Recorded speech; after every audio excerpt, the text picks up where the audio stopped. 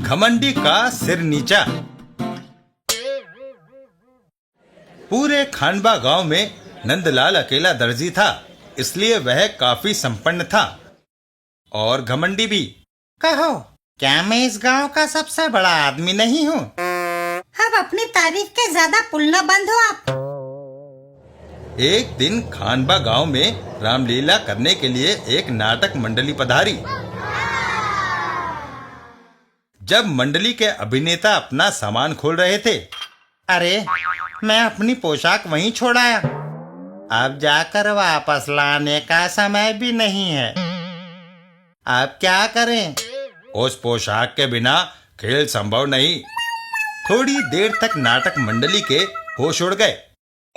तभी रणछोड़ नामक उस अभिनेता को, जो अपनी पोशाक भूल आया था, एक तरकीब सूझी। इस गांव में कोई दर्जी तो होगा, उससे नई पोशाक सिलवा लेते हैं। सो रणछोड़ दर्जी की तलाश में निकल पड़ा। शीघ्र ही वह नंदलाल की दुकान में था।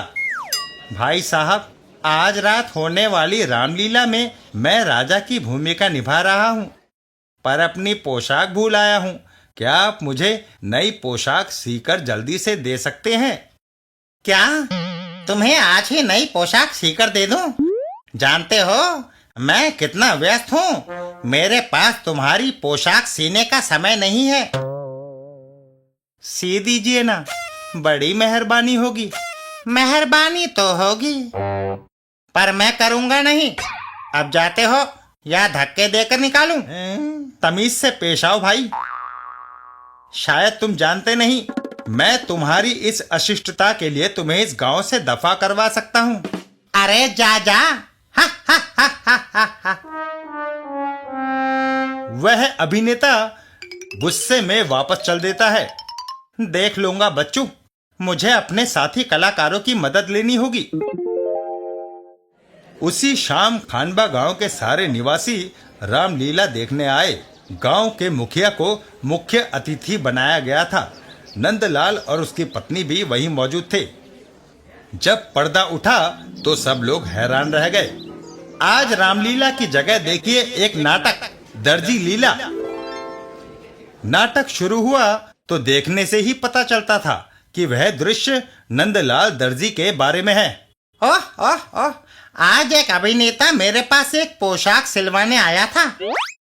मैंने उसे मना कर दिया तो बोला कि मैं तुझे इस गांव से दफा करवा दूंगा। मुझे हा हा हा। सबको मालूम है कि मैं इस गांव का सबसे महत्वपूर्ण व्यक्ति हूँ, और तो और मुखिया भी मेरे आगे सिर झुकाता है। अगर मैं ना हूँ तो वह पहनेगा क्या? यह सुनकर मुखिया जी की त्योरियां चढ़ जाती हैं। ओहो, तो तुम ये समझते हो? जरा जरा सुनिए तो। घमंडी, तुम्हें गांव से निकलवाना ही होगा। हाँ हाँ, बाहर कर दो इसे। चलो, दफा करो यहाँ से।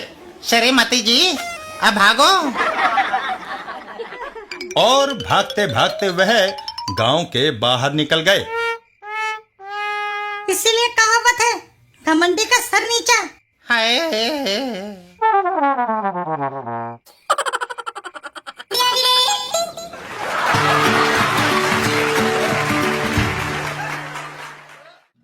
शिकारी शंभू और नरभक्षी शेर। एक दिन शिकारी शंभू के घर पर। सुनो जी, हमारा भतीजा छुट्टियां बिताने इस बार यहाँ आ रहा है। हे भगवान, वह तो शैतान की आत है। शीघ्र ही। नमस्ते चाची जी। ओहो, तुम आ गए बेटा। हेलो चाचा जी। हेलो बेटा। इस डब्बे में क्या ले आए? इस खटके को हाथ न लगाइएगा। लेकिन शिकारी शंभू खटके को हाथ लगा देते हैं। मर गया। बाल बाल बचा, वरना तो ये घूसा मुझे चारों खाने चित कर देता। यह एक विशेष बक्सा है शरारत करने के लिए। मैंने आपको आगाह किया था। तभी बच्चे की चाची वहां आती है। चलो बेटे, अंदर चलकर हाथ मुंह धोकर खाना खा लो। अच्छा चाची जी। शिकारी शंभू, सामान भीतर ले जाओ। नाना, ये बक्सा नहीं, इसे मैं रख दूंगा। जी साहब। बाद में इस बक्से को यहीं कहीं छुपा देता हूँ, आसपास पड़ा रहा तो मुसीबत ढा देगा। उधर भतीजा, ही ही ही, चाचा जी आ रहे हैं, इन्हें चौंकाता हूँ, मजा आएगा। बम सीधा शिकारी शंभू के आगे फटता है। बाप रे बाप! बदमाश, ठहर, अभी बताता हूँ तुझे। तभी वहां एक आदमी दौड़ता हुआ आता है। शंभू जी, एक नरभक्षी आतंक फैलाता घूम रहा है, चलिए हमें उसे पकड़ना है फौरन। चलो। घने जंगल में। हे भगवान, मैं बंदूक लाना तो भूल ही गया, अब क्या करूं? बाप रे! तभी शेर के घुर्राने की आवाज उनके कानों में पड़ती है। बाघ, भागो भागो! शेर वहां आकर बक्से का खटका छेड़ देता है। एक जबरदस्त मुक्का शेर के मुंह पर, और वह ढेर हो जाता है। नरभक्षी चित हो गया। और फिर बधाई हो शंभू जी, चाहे आपके पास बंदूक हो या ना हो, आप शिकारियों के बादशाह हैं। वो तो मैं हूं ही।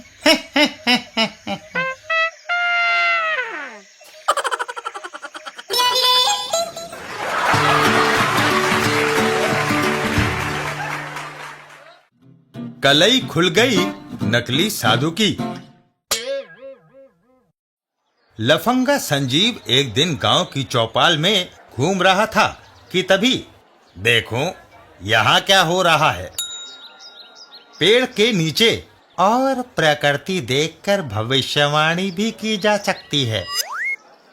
जैसे देखो, दक्षिण से आ रहे इन काले बादलों से साफ पता चलता है कि 1 घंटे के अंदर इस गांव में बारिश होगी और 3 घंटे बाद अगले गांव में। साधु बाबा अमर रहे। लोग इस भविष्यवाणी से बहुत खुश हुए, क्योंकि उस वर्ष बारिश आने में काफी देर हो गई थी और डर था कहीं सूखा न पड़ जाए। संजीव यह सुनकर सोच में पड़ गया। बाबा का कहना है कि अगले गांव में 3 घंटे बाद बारिश होगी। हाँ, तभी संजीव के दिमाग में एक आइडिया कौंधा और वह तेजी से एक ओर चल पड़ा। जल्दी से जल्दी अगले गांव में पहुंचना होगा।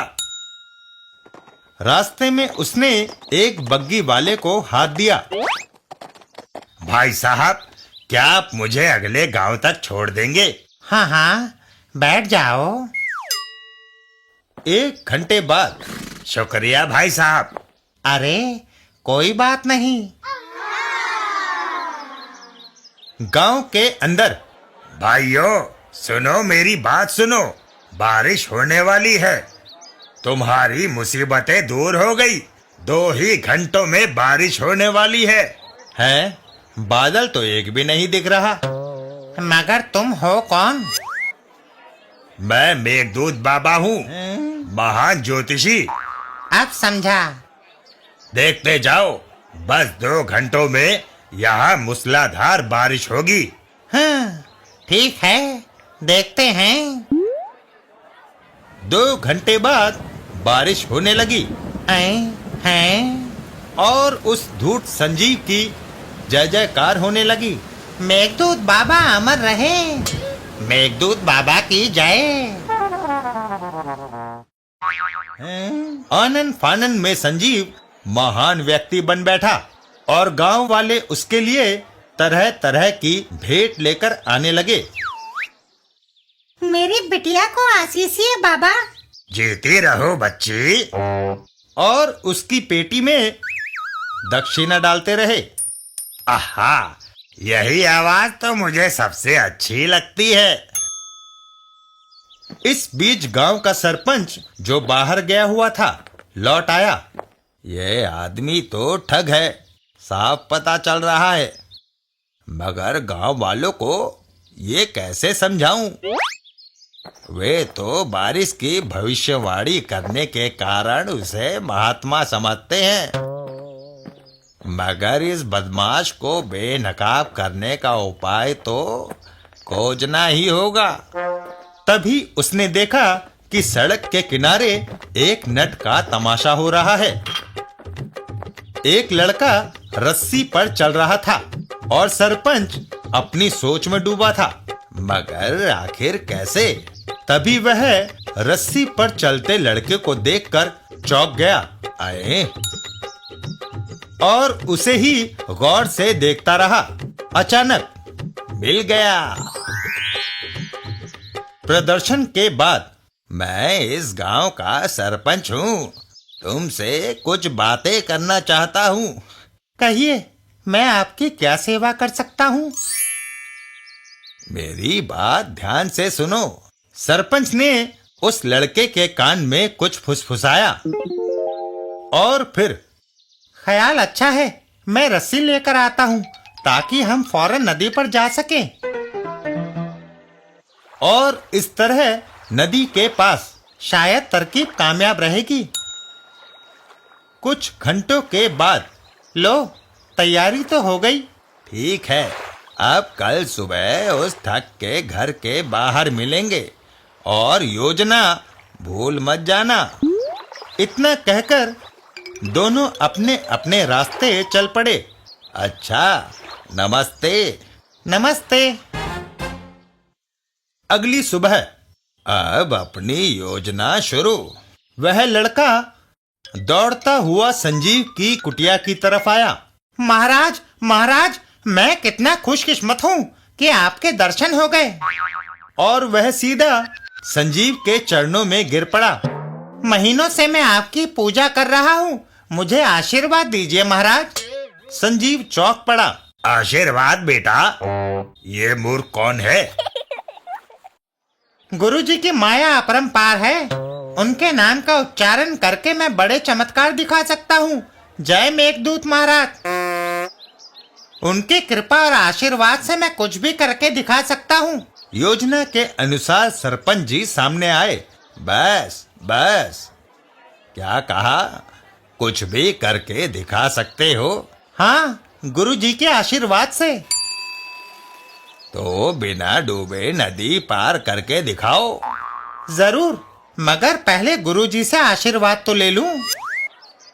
गुरुजी, आशीर्वाद दीजिए। आशीर्वाद बेटा? आशीर्वाद? अब मैं मारा गया। और सभी लोग नदी की ओर चल दिए। चलो नदी पर। हाँ, चलो।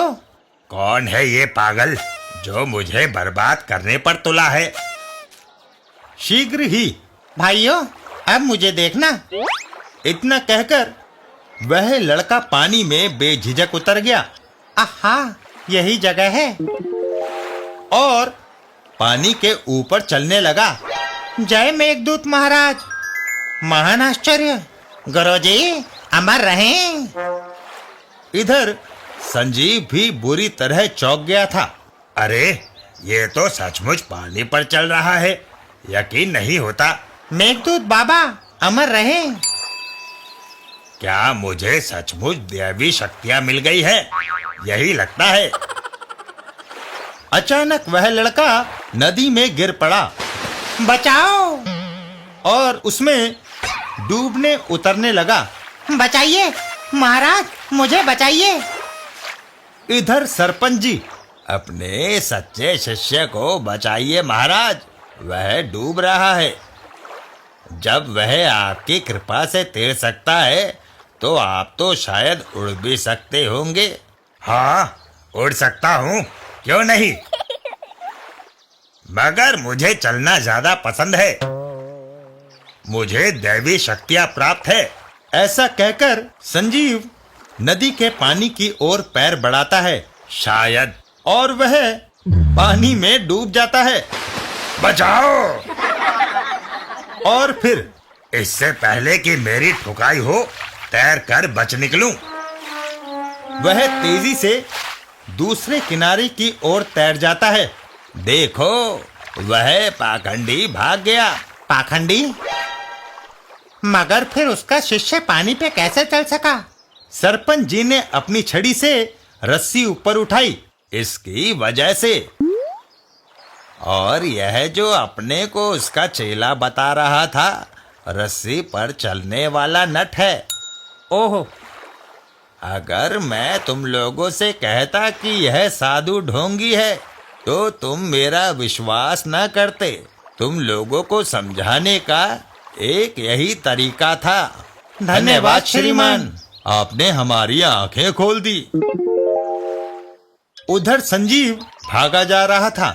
देखो, वह बदमाश भागा जा रहा है। गांव वालों ने सरपंच का उपकार माना और नट को भरपूर इनाम दिया।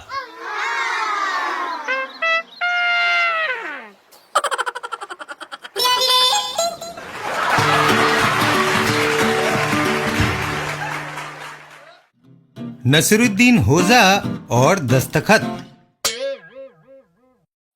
एक बार एक आदमी आम सभा को संबोधित कर रहा था। भीड़ में नसीरुद्दीन होजा भी था। बाका झक, बाका झक, बाका झक, बाका झक, बाका झक। नसीरुद्दीन होजा, बाका झक। ये आदमी बिल्कुल बेतुकी बातें कर रहा है। यह सोचकर नसीरुद्दीन होजा जोर से हंस पड़े। अब माफ कीजिएगा जनाब, आप हंसे क्यों? क्योंकि आप बातें ही बेसिर पैर की कर रहे हैं। अच्छा, अब आप ऐसे ही नहीं जा सकते। पहले आपको सिद्ध करना होगा कि मैं जो कह रहा था वह बेमतलब है। या खुदा, मैं भी किस झमेले में पड़ गया। अच्छा, कल मेरे घर पर आप चाय पर तशरीफ लाइएगा, वहीं पर बहस करेंगे। हाँ, जरूर आऊंगा। अगले दिन वह वक्ता होजा के घर को रवाना हुआ। देखता हूँ होजा मेरी बात को कैसे काटता है। हाँ, चलिए। पर होजा के घर पर अरे, दरवाजे पे तो ताला लगा हुआ है। हो सकता है हमारी चाय वगैरह का सामान लेने बाजार गए हो। थोड़ी देर में आ जाएंगे। 2 घंटे बीत गए पर होजा का दूर दूर तक पता नहीं था। कमबख्त कहाँ मर गया? आखिरकार वह दरवाजे पर बेवकूफ लिख देता है। इससे उसे अच्छा सबक मिलेगा।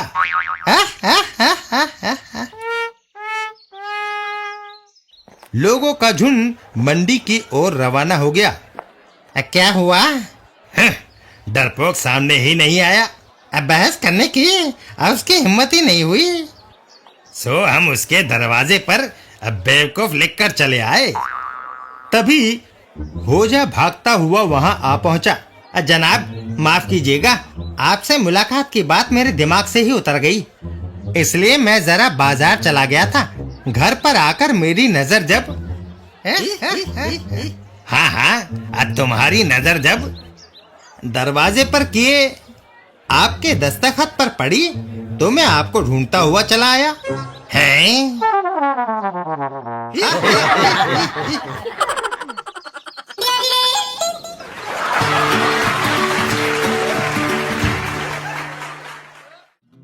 तू डाल डाल, मैं पात पात। रामू एक बेहद कंजूस किसान था। वह दाने दाने का हिसाब रखता था। एक बार खेत में काम करने के लिए उसने वानिया नामक नौकर रखा। एक शाम, वानिया, कल सुबह हम मक्का काटने चलेंगे। जी मालिक। अगली सुबह मुंह अंधेरे, नाश्ता करा दो भगवान, हमें जाकर मक्का की कटाई करनी है। और वह लोग नाश्ता करने लगते हैं। उन्होंने खूब ठूस ठूस कर खाया। चाय भी अभी पी ली जाए, वरना इसे चाय खेत पर लेकर आना पड़ेगा। तभी रामू को ख्याल आया, दोपहर को खाना खाने आना समय बर्बाद करना है, क्यों ना उसे भी अभी ही खा लिया जाए। यह सोचकर वह अपनी पत्नी से बोला, दोपहर का भोजन भी अभी करा दो भाग्यवान।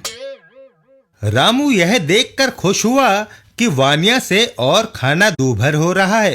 वाह, वानिया खा नहीं पा रहा है। इस तरह मैं काफी पैसे बचा सकता हूँ। यह सोचकर वह अपनी पत्नी से बोला, रात को खेत से लौटने पर हमसे थकान के मारे खाना नहीं खाया जाएगा, इसलिए रात का खाना भी अभी ही परोस दो। भोजन परोसा गया, पर वानिया से तो भोजन की तरफ देखा भी नहीं गया। भोजन करने के बाद चलो अब मक्का की कटाई निपटा दें। मालिक, रात के खाने के बाद का काम होता है चादर तान कर सोना, सो मैं तो चला सोने। यह सुनकर रामू दांत पीसता रह गया और वानिया सोने के लिए अटारी पर चढ़ गया।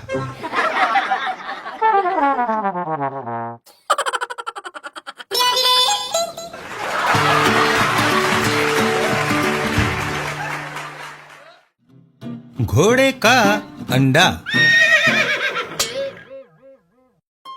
दुमरो एक घरेलू नौकर था। उसकी दिली ख्वाहिश थी कि उसके पास अपना एक घोड़ा हो। एक दिन घोड़ा पाने का सबसे बढ़िया तरीका तो ये है कि पहले उसका अंडा खरीदा जाए। जब अंडा फूटेगा तो मैं घोड़े का मालिक बन जाऊंगा। उस दिन से वह पैसे जोड़ने लगा। जब उसके पास लगभग 200 रुपए जमा हो गए तो वह बाजार में पहुंचा। जरा घोड़े के कुछ अंडे दिखाइए। घोड़े के अंडे? चलो भाई, मेरे पास मजाक करने का वक्त नहीं है। उसने कई दुकानों पर पूछा, पर कोई उसे घोड़े का अंडा ना दिखा सका। एक चालाक कद्दू बेचने वाला यह सब देख रहा था और जब आपके यहाँ घोड़े के अंडे मिलते हैं? हाँ हाँ, कुछ दिखाएंगे? जरूर, ये बहुत अच्छा अंडा है, इसे ले लीजिए ना। आपको सस्ते में दे दूंगा, बस 150 रुपए में। दुमरो उसे पैसा देकर वह कद्दू ले लेता है। कमाल है। बहुत बहुत धन्यवाद। अच्छा, मैं चलता हूँ। घर लौटते समय बहुत थक गया, यहाँ कुछ देर आराम कर लूं। कद्दू को एक तरफ रखकर दुमरो वहाँ आराम करने लगता है। अचानक अरे, ये किस चीज से मेरा रास्ता बंद हो गया है? अब बाहर कैसे निकलूं? सियार अपनी मांद में से बाहर की ओर दौड़ता है। इसे जोर से धकेल कर भाग लेता हूँ, चाहे ये कुछ भी हो, मुझे नहीं पकड़ पाएगा। और सियार कद्दू फोड़कर बाहर निकल आता है। यह देखकर दुमरो चौंक जाता है। आए, सियार तेजी से एक तरफ दौड़ लगा देता है और दुमरो उसके पीछे पीछे। मेरा घोड़े का बच्चा, मेरा घोड़े का बच्चा। दुमरो सियार का पीछा करते हुए बाजार में जा पहुंचा। मेरा घोड़ा, अरे कोई मेरे टट्टू को पकड़ने में मेरी मदद करो। उसकी मूर्खता पर लोग जमकर ठहाके लगाने लगे।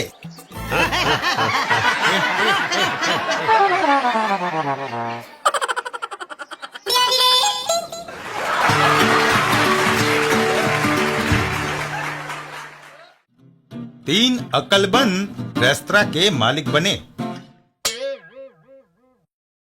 एक दिन एक जगह पर अब जब हमारे पास थोड़ी रकम है तो क्यों ना कोई कारोबार करें। कैसा कारोबार? क्यों ना कोई रेस्तरां खरीद लें। मेरे चचेरे भाई के दोस्त का अपना रेस्तरां है और उसकी 5 उंगलियां घी में और सिर कढ़ाई में है। तो फिर देर किस बात की? चलो कोई अच्छा सा रेस्तरां देखकर खरीद ही लें। और वह तीनों रेस्तरां खरीदने निकल पड़ते हैं। यह कैसा रहेगा? ज्यादा ही बड़ा है। ठीक कहा। दूसरा रेस्तरां, और यह भी बड़ा है। ठीक कहा। एक जगह जाकर, और हाँ, ये ठीक रहेगा। ठीक कहा।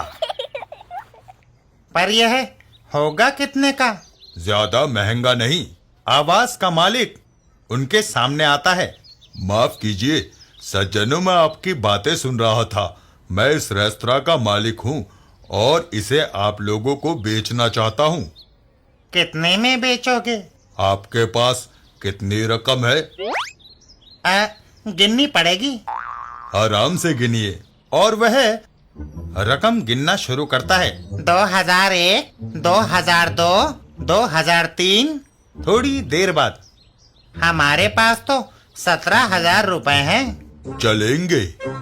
वह आदमी पैसे लेकर उन्हें कागजात देता है। ये रहे होटल के कागजात। कागजात लेकर तीनों खुशी से भर जाते हैं। कभी सोचा भी ना था कि एक दिन किसी रेस्तरा का मालिक बनूंगा। मैंने भी। चलो भीतर चलकर देखें कि खाना कैसा बनता है यहाँ। और वह तीनों रेस्तरा के भीतर पहुंचते हैं। अगर खाना अच्छा ना हुआ तो बावर्ची को निकाल बाहर दूसरा बावर्ची रखवा दूंगा। वह तीनों एक टेबल पर जम जाते हैं। क्या क्या है? समोसे, आलू की टिकिया, मसाला डोसा, चना मसाला, बिरयानी। सब ले आओ। सब? मेरे साझेदार की बात सुनी नहीं तुमने? सब ले आओ। जो कुछ भी बना है। वह तीनों खाना खाने लगते हैं। खाना तो बुरा नहीं, और भी बेहतर हो सकता है। ठीक कहा। खाने के बाद बावर्ची से बात करूंगा। मैं भी उसे कुछ सलाह दूंगा। खाना खत्म होने पर, जरा अपने आप पर नजर डालो। हैं? हमेशा ऐसे मैले कुचैले कपड़े पहनते हो क्या? संभालिए अपना बिल। बात बदलने की कोशिश ना करो। और हमें ये बिल देते हो, तुम्हारी ये जरूरत? हम इस रेस्तरा के नए मालिक हैं, समझे? ठीक कहा। यह सुनकर वह आदमी चौंक जाता है। नए मालिक? हाँ, ये देखो कागजात। कागजात देखने पर यह जाली हैं। जाली हैं? कैसे पता? क्योंकि इस रेस्तरा का मालिक मैं हूँ और मैंने अभी तक इसे किसी को नहीं बेचा। यह सुनते ही तीनों के होश उड़ जाते हैं। मारे गए। उसने हमें झांसा दे दिया। ठीक कहा। हमारे पास तो बिल चुकाने के भी पैसे नहीं हैं। यह सुनते ही रेस्तरा का मालिक भड़क जाता है। तुम्हें चाहे जिसने भी बेवकूफ बनाया हो, पर मैं तुमसे बेवकूफ नहीं बनूंगा। इन्हें रसोई में ले जाकर लगा दो काम पर। और वह तीनों मालिक बनने की बजाय नौकर बन जाते हैं। हिम्मत मत हारो। कई बड़े होटलों के मालिक शुरू में तश्तरिया ही धोते थे। मुंह बंद रख और तश्तरिया धो। ठीक कहा।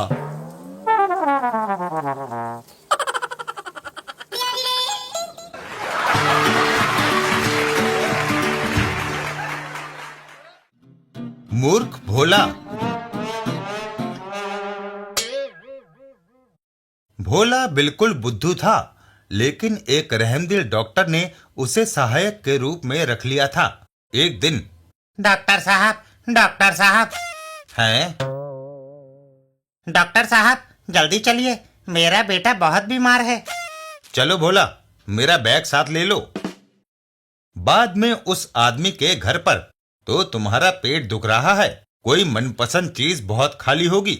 नहीं डॉक्टर साहब।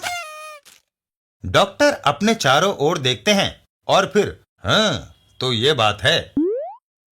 मुझे मालूम है कि तुम्हारे बेटे का पेट क्यों दुख रहा है। उसने ढेर सारी मूंगफलियां खाई है। ओह, उसे यह दवाई दे देना, जल्दी ही वह ठीक हो जाएगा। धन्यवाद डॉक्टर साहब। वापसी में भोला अपनी उत्सुकता नहीं रोक सका। डॉक्टर साहब, आपको कैसे पता चला कि उसने मूंगफली खाई थी? आसान सी बात थी भोला। मैंने फर्श पर मूंगफली के छिलके देखे। कितने चतुर हैं आप। कुछ दिन के बाद, डॉक्टर साहब कहाँ हैं?